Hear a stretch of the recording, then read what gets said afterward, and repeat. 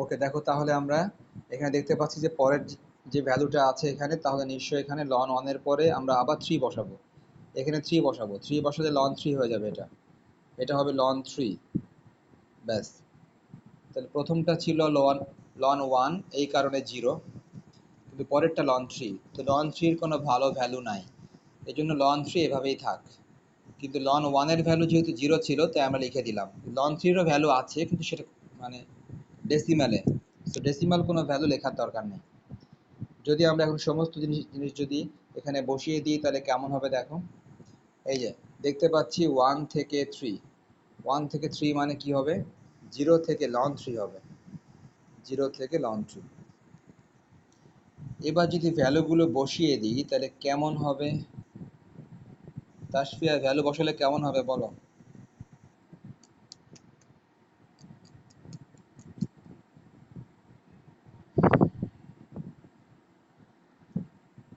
Tasfia value বসালে কেমন হবে।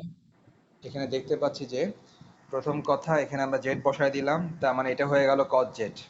লন এক্স এর ভ্যালু জেড, তার মানে এটা হয়ে গেল কস জেড। আর বাকি থাকে 1/x ইন্টু ডিএক্স, বাকি থাকে 1/x ডিএক্স, মানেই হচ্ছে ডিজেড। ডিজেড। নাবিলা, ইন্টিগ্রেশন কস জেড এর ফর্মুলা কি?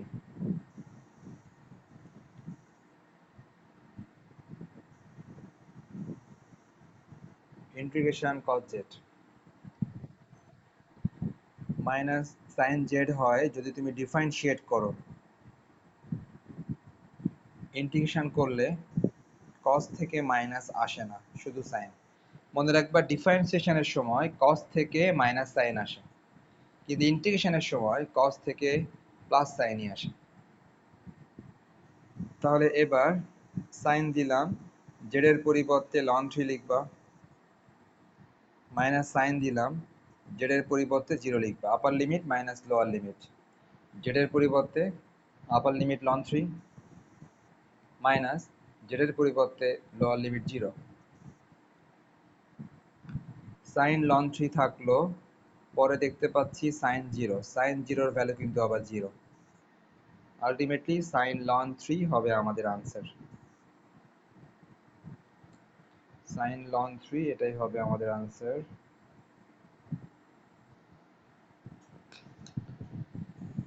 ওকে, নেক্সট ম্যাথে চলে যাই দ্রুত। 11 এর 2 নাম্বার।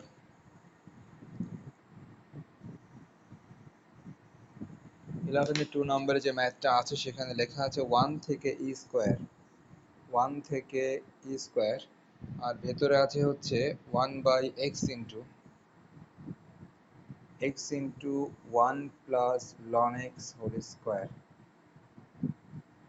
1 থেকে e square, 1/x into 1 plus ln x whole square, সাথে ডিএক্স।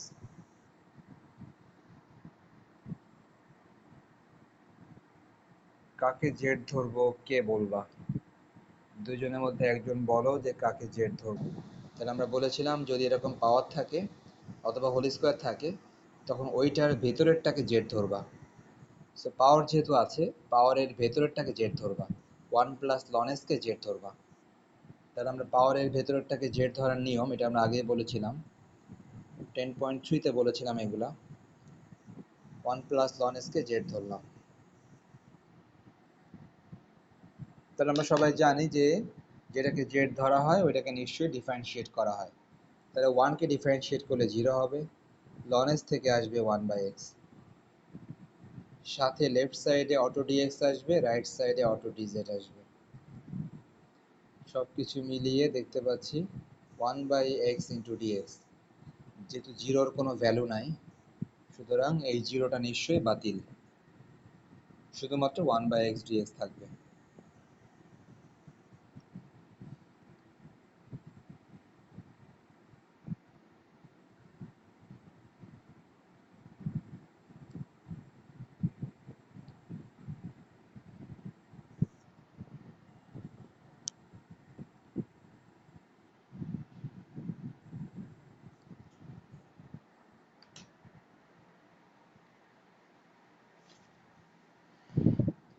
ওকে, তাহলে আমরা বুঝতে পারলাম মোটামুটি যে এখানে 1 থেকে স্কোয়ার থাকলো।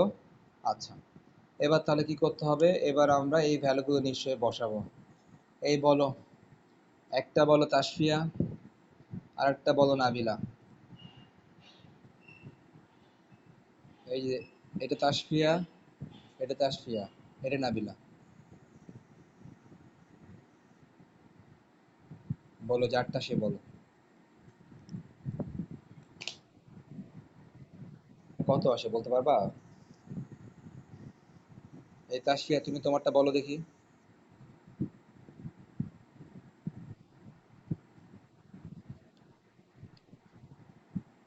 দেখো তাসফিয়া, তোমাকে দিলাম সহজটা। প্রথমটা ওয়ান হবে। এই দেখো আমাদের সিস্টেম কি ছিল, এই ওয়ান নিশ্চয়ই কোথায় বসাবো, এখানে বসাবো, তাই না? তার মানে কি দাঁড়াচ্ছে ওটা দেখো, ওইটা আসতেছে ওয়ান প্লাস লন। এই যে এক্স এর পরিবর্তে কি বসবে, ওয়ান বসবে, যে হ্যাঁ ক্যালকুলেটর করলেও আসবে, তুমি ওয়ান প্লাস লন ওয়ান দাও চলে আসবে দেখো।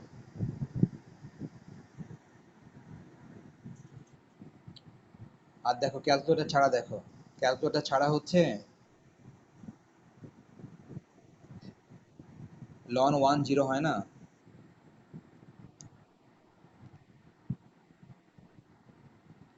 না ওগুলো তো ডিফারেন্সিয়েশনে, এগুলো তো আমরা ডিফারেন্সিয়েট করতেছি না, করতেছি? এগুলো কিন্তু ডিফারেন্সিয়েট করতেছি না, এগুলো তো জাস্ট ভ্যালু বসাচ্ছি এখানে। এই যে এক্স এর ভ্যালু যে ওয়ান দেখতে পাচ্ছি, এই ওয়ানটা কোথায় বসাচ্ছি, এখানে বসাচ্ছি। তার মানে কি ওয়ান প্লাস লন ওয়ান, ওয়ান প্লাস লন ওয়ান, এটা কিন্তু ডিফারেন্সিয়েট হচ্ছে না কিন্তু, এটা জাস্ট ভ্যালু বসতেছে। তাসফিয়া কি চিন্তা করলা বলো?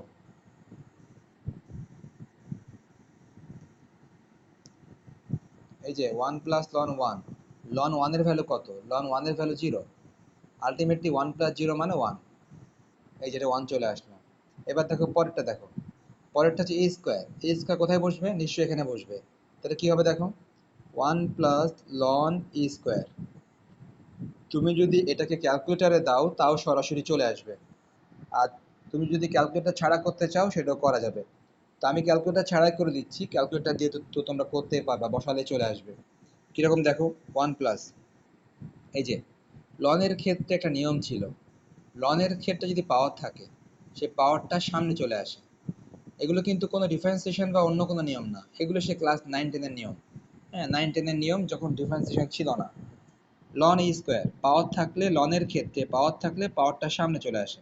তো এই যে পাওয়ার টু, পাওয়ার টু মনে করো সামনে চলে আসলো, সামনে চলে আসলে কি হবে, টু লন ই হবে। পাওয়ার সামনে চলে আসলে, এই পাওয়ারটা সামনে চলে আসলে হয়ে গেল টু লন ই। নেক্সট ওয়ান প্লাস টু দিলাম, লন ই এর ভ্যালু আছে একটা, লন ই এর ভ্যালু মনে রাখবা ওয়ান। এই যে মনে রাখবা, লন ই এর ভ্যালু সবসময় ওয়ান। আর একটা কি বলেছিলাম, লন ওয়ানের ভ্যালু সবসময় জিরো। এই দুইটা কিন্তু আগে, এই যে একটা আগে বলেছিলাম আর একটা এখন বললাম। লন ই এর ভ্যালু হচ্ছে one. Ultimately one plus three, sorry one plus two three হয়। এই তাসফিয়া কিছু বলার থাকলে বলো।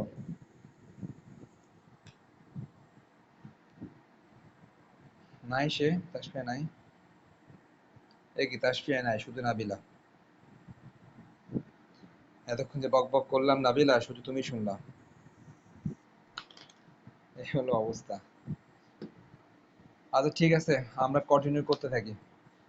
তাহলে মোটামুটি বুঝতে পারলাম যে আমরা কিন্তু এই এই যে ভ্যালুগুলো এখানে বসালাম, বসানোর পর এই যে উপরে স্পষ্ট করে লেখা আছে, এই অনুসারে একটা ওয়ান আসলো, এই যে একটা ওয়ান আসলো, আর একটা আসলো থ্রি, ওয়ান আর থ্রি আসলো। আমরা তাহলে কাজ করি, ভ্যালুগুলো এখানে বসাই দিই। যদি ভ্যালুগুলো বসায় তাহলে কেমন হবে দেখো, এই যে ওয়ান থেকে থ্রি নতুন লিমিট, নতুন লিমিট ওয়ান থেকে থ্রি, নতুন লিমিট যদি ওয়ান থেকে থ্রি লিখে দিই, এই যে লিখে দিলাম নতুন লিমিট ওয়ান থেকে থ্রি লিখে দিলাম। এবার যদি ভেতরে ভ্যালুটা বসাই দিই, তো ভেতরে ভ্যালুটা কিভাবে বসাবো দেখো, ওয়ান প্লাস লন এক্স, এটুকুর ভ্যালু কিন্তু Z, one plus ln x এটুকুর ভ্যালু হচ্ছে জেড। এই যে ওয়ান প্লাস লন এক্স এটুকুর ভ্যালু জেড, দ্যাট মিনস এটুকুর ভ্যালু যদি আমি জেড বসিয়ে দিই তাহলে এটা কিন্তু জেড স্কোয়ার হয়ে যায়, সেটা নিশ্চয়ই জেড স্কোয়ার হবে।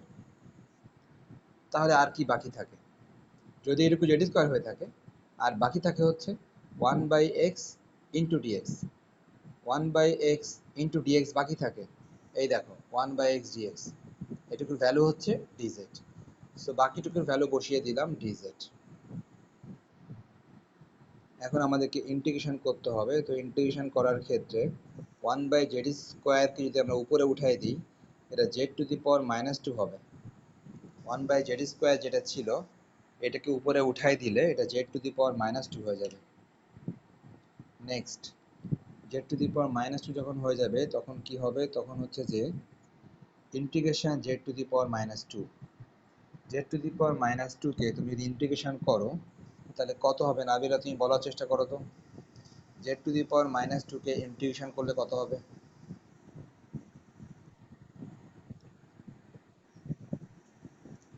এক্স্যাক্টলি, পাওয়ার যা থাকবে তার সাথে 1 অ্যাডিশন, ওইটা দিয়ে আবার ডিভাইড, থার্ড ব্র্যাকেট দিয়ে লিমিট লিখে দিব। থার্ড ব্র্যাকেট দিয়ে লিমিট লিখে দিলাম, লিমিট 1 থেকে 3। তাহলে থার্ড ব্র্যাকেট দিয়ে লিমিট লিখে দেওয়ার পর লিমিট 1 থেকে 3। এখন আমরা যদি ক্যালকুলেশন কন্টিনিউ করি তাহলে কেমন হয় দেখা যাক।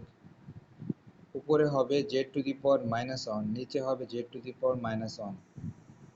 আমরা যদি ক্যালকুলেশন কন্টিনিউ করি তাহলে এরকম হয়। এরপরে কেমন আসতে পারে দেখো। এই তাসফিয়া তুমি কোথায় হারিয়ে গেছিলাম?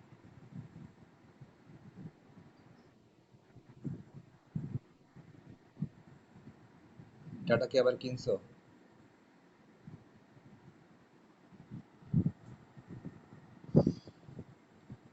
-1/z হয়, এই মাইনাসটাকে আমরা বাইরে বের করতে পারি। 1/z, 1 থেকে 3। সো মোটামুটি এতটুকু থাকলো। আমরা কি করলাম, সব কিছু মিলিয়ে এই যে মাইনাসটা ছিল এই মাইনাসটা নিচে লেখা আর এই মাইনাসটা উপরে লেখা একই কথা, z⁻⁻1। এটাকে নামাই দিলে এটা 1/z হয়ে যায়। পরবর্তীতে এই মাইনাসটা বাইরে বের করে দিলাম। এবার সে আগের মতো আপার লিমিট মাইনাস লোয়ার লিমিট, আপার লিমিট 3 বসাও, মাইনাস লোয়ার লিমিট 1 বসাও। এরপর কি হবে, এরপরে হবে মাইনাস, এটা হচ্ছে 1/3 -1, তো 1/3 -1।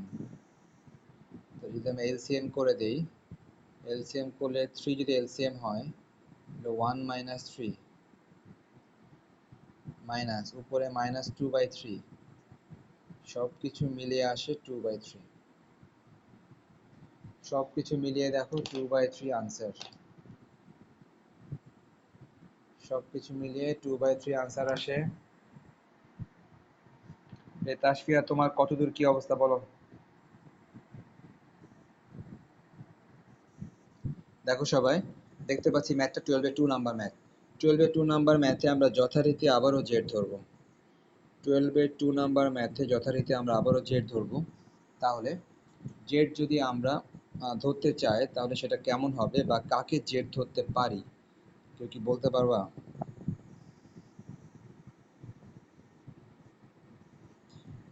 কাকে জেড ধরতে পারি কেউ বলতে পারবা কিনা? এক্স স্কোয়ারকে জেড ধরবো, তুমি ঠিকই বলেছো, আসলেই তাই। এই যে এক্স স্কোয়ারকে জেড ধরতে হবে, এরকম একটা নিয়মও কিন্তু বলেছিলাম, এরকম একটা নিয়মও বলেছিলাম। সেই নিয়মে কি ছিল বলি, সেই নিয়মে ছিল যদি ই থাকে তাহলে ই এর পাওয়ারকে জেড ধরতে হয়। যদি ই থাকে তাহলে ই এর পাওয়ারকে জেড ধরতে হয়। তো সেই সেন্সে যেহেতু এখানে ই আছে, ই এর পাওয়ারকে তুমি জেড ধরবা। ই এর পাওয়ারকে তুমি যদি জেড ধরো তার মানে ই এর পাওয়ার ছিল এক্স স্কোয়ার, এক্স স্কোয়ারকে জেড ধরবা। এক্স স্কোয়ারকে ডিফারেন্সিয়েট করলে নিশ্চয়ই 2x আসবে, সাথে তো ডিএক্স তো হবেই আর এদিকে ডিজেডও তো হবে। এবার তোমার যা দরকার তা তুমি বাম পাশে রাখবা, আর তোমার যা দরকার না তা তুমি ডান পাশে নিয়ে যাবা। যেমন দেখো, তোমার দরকার হচ্ছে এক্স ডিএক্স, তোমার দরকার, তুমি এক্স ডিএক্স বাম পাশে রাখবা। এক্স ডিএক্স তোমার কেন দরকার দেখো, এই যে ম্যাথের মধ্যে দেখো, ম্যাথের মধ্যে কিন্তু এক্স ডিএক্স কিন্তু আছে, ম্যাথের মধ্যে এক্স ডিএক্স আছে। তাহলে তুমি এই টুটাকে ডান দিকে নিয়ে গেলা, হাফ হয়ে গেল। এখন বরাবরের মধ্যে আমরা লিমিটটা চেঞ্জ করি, তো লিমিটটা চেঞ্জ করলে কেমন হতে পারে দেখা যাক। লিমিটটা যদি আমরা চেঞ্জ করি তাহলে একটা হচ্ছে এক্স এর ভ্যালু, একটা জেড এর ভ্যালু। এক্স এর ভ্যালু 0 থেকে 1, যদি এটা বসায় দিই জেডের মধ্যে, তাসফিয়া বলো কত কত আসে?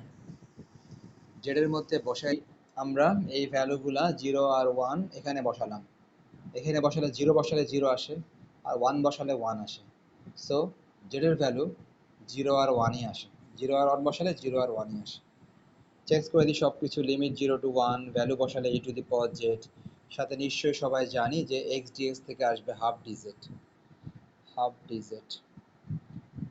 তো আমরা কনস্ট্যান্ট হাফটাকে বাইরে আনতে পারি, আর ভেতরে ছিল e to the power Z DZ. Integration e to the power Z করলে কত আসে বলো একজন? ইন্টিগ্রেশন এখানে বুঝতে পারলাম যে e to the power Z K integration করলে এটা e টু দি পাওয়ার জেডই আসে। লিমিট ছিল 0 টু 1। সবাই লিমিটটা বসিয়ে দাও। e to the power 1 minus e to the power 0।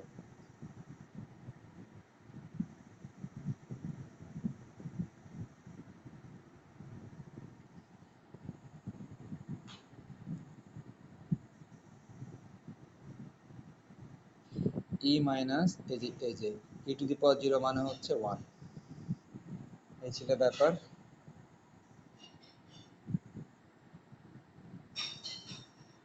ওকে, আমরা কিন্তু শিখেছিলাম এগুলা, যে কোনো কিছুর পাওয়ার যদি 0 হয় সেটা কিন্তু 1 হয়ে যায়। তো সেই সেন্সে এই যে e to the power 0, e to the power 0 এটা 1 হবে। কোনো কিছুর পাওয়ার 0 হলে সেটা 1 হয়ে যায়। সেটা 1 হয়ে গেল। ওকে, আচ্ছা তাহলে হোমওয়ার্কটা হচ্ছে 12 এর 1, ইন্টিগ্রেশন 1 টু 2, ইন্টিগ্রেশন 1 থেকে 2, 1 থেকে 2 x square e to the power x cube, x square e to the power x cube dx। এটা একই নিয়মে সবাই হোমওয়ার্ক করবে, একই নিয়মে। এ তাসফিয়া করতে পারবে না? কাকে জেড ধরবো বলো?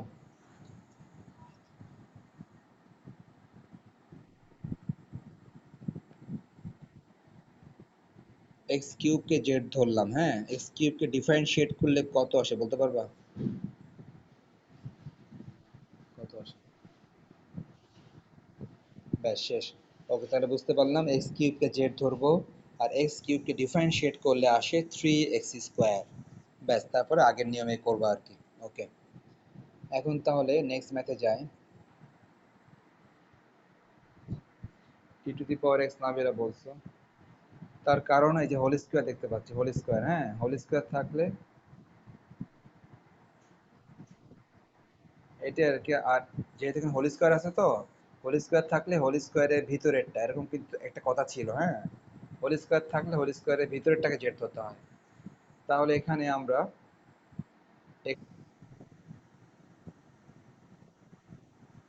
একটা আসবে 1, আর একটা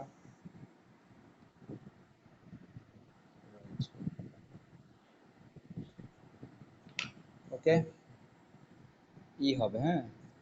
ই টু দি পাওয়ার 0 হবে 1, ই টু দি পাওয়ার 1 এটা ই থাকবে, হ্যাঁ। ব্যাস, তাহলে আমরা বুঝতে পারলাম ব্যাপারটা। ই টু দি পাওয়ার 0 আসলে 1 হয়ে যাবে, আর ই টু দি পাওয়ার 1 আসলে ই হয়ে যাবে। তো একটা হবে 1, একটা হবে ই। তাহলে আমরা যদি এখানে বসিয়ে দিই, দেখো তাহলে কি হবে। ইন্টিগ্রেশন 1 থেকে ই, নতুন লিমিট, নতুন লিমিট 1 থেকে ই।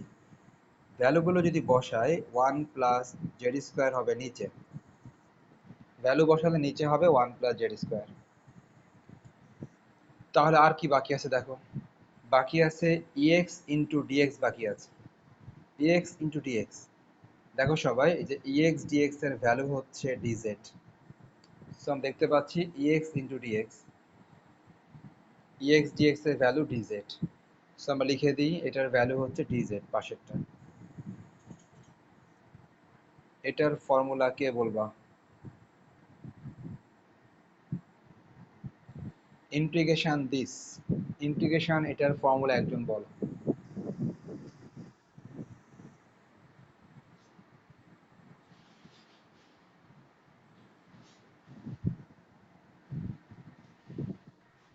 Tan inverse. তার ইন্টিগ্রেশন এটার ফর্মুলা হচ্ছে ট্যান ইনভার্স। তাহলে আমরা লিখে দিই এটার ফর্মুলা ছিল ট্যান ইনভার্স জেড অ্যাকচুয়ালি। তাহলে আসলে এটার ফর্মুলা ছিল tan ইনভার্স, এটার ফর্মুলা ছিল tan ইনভার্স z। তাহলে যথারীতি আমরা কি করব, আপার লিমিট মাইনাস লোয়ার লিমিট করব। tan ইনভার্স আপার লিমিট সবাই ই বসায় দাও, tan ইনভার্স লোয়ার লিমিট সবাই 1 বসায় দাও। tan ইনভার্স ই যেটা আছে এটা এরকমই থাকবে আসলে, এটার কোনো ভালো কোনো ভ্যালু পাওয়া যাবে না আসলে। tan ইনভার্স ইটা এরকমই থাকলো, কিন্তু tan ইনভার্স 1 এর একটা ভালো ভ্যালু আছে, একজন বের করে বলো tan ইনভার্স 1 এর একটা ভালো ভ্যালু আছে, সেই ভ্যালুটা কত? একজন বের করে বলার চেষ্টা করো। tan ইনভার্স 1 এর ভ্যালু কত হতে পারে?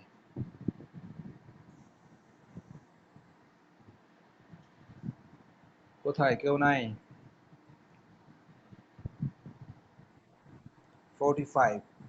45 কে যদি আমরা পাই দিয়ে লিখতে চাই তাহলে কি পাই বাই 4 লেখা যায়? তাহলে আমরা বুঝতে পারলাম tan ইনভার্স 1 মানে অ্যাকচুয়ালি 45 ডিগ্রি। তুমি যদি ক্যালকুলেটরেও দাও তাহলে ক্যালকুলেটরে tan ইনভার্স 1 দিলে সে 45 ডিগ্রি লিখে দিবে। তাহলে 45 ডিগ্রি, হ্যাঁ 45 ডিগ্রি, 45 ডিগ্রি মানে পাই বাই 4। কেননা পাই মানে 180, 180 কে 4 দিয়ে ডিভাইড করলে 45 হয়। তো বুঝতে পারলাম এটা পাই বাই 4 হবে। এটাই হচ্ছে আমাদের আনসার। হ্যাঁ, এটাই হচ্ছে আমাদের আনসার। তাহলে আহ,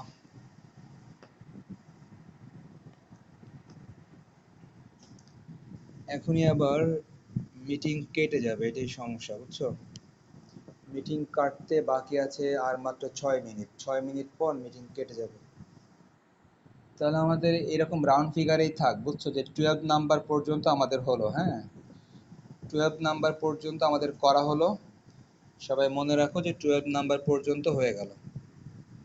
তাহলে আমরা নেক্সট যখন আবার এই ইন্টিগ্রেশনে যাব তখন আমরা তোমাদের বই থেকে 13 নাম্বার থেকে শুরু করব।